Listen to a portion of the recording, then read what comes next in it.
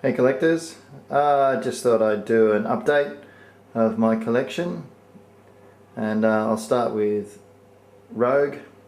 Yeah, this is my first Adam Hughes figure, and he does great work. Sideshow Collectibles distribute these, and next to her is Mystique, and you can see the size difference there. Mystique's slightly bigger, even though the bases are relatively the same size. So very, very sexy pieces right at our front door here.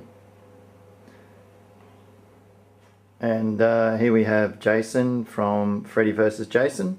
This is the premium format figure.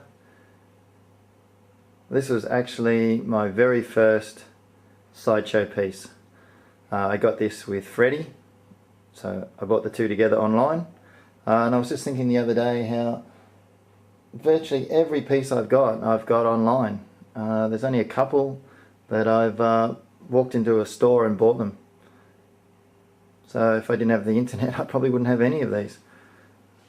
So yeah, he's a really cool figure. The mask comes off to reveal his ugliness. And over here next to him we have Freddy, again from Freddy vs. Jason.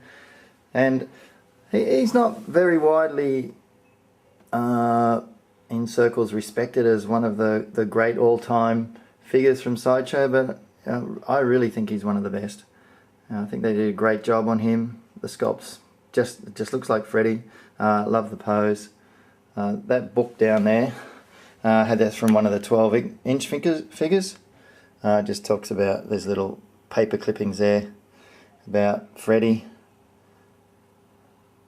But I thought that's a nice little touch, just putting that on there. And then we move along. We have a couple of my only two Hot Toys figures. Again, I never had seen these in real life, only on the internet. And once you get a Hot Toys figure, they are awesome. But I don't think I'll be collecting anymore. I prefer the size of the premium formats over the 12-inch Hot Toys. I'm sure if you have a bunch of them they look great together, but I think I'll stick to the bigger ones. And there's my chromed Endo Skull from Sideshow again. And yeah, these are fairly rare these days. Cost a fortune on eBay if you want to pick one up, if you can find one. Mostly the combat version, so I have seen a few people who've cleaned up their combat version. They look just the same. But yeah, the rainbow effect that they put in these, I don't think if you clean them up from the combat version you get that. You can see the colour change in there, just like in the movie. But these are a brilliant item. I just happened to be in the right place at the right time on the internet, picked one up when they were first released. Didn't realise that they would be very limited and hard to get, but you never know with these things, do you?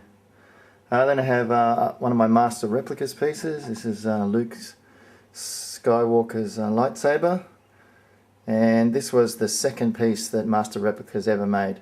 They made the Han Solo blaster and this, which both were released basically at the same time. 2,500 of these made, and this is from Return of the Jedi. So they just all sit up here like that. As you can see, they're sitting on my speakers for in our theatre room. That big white space there is where the projector screen goes.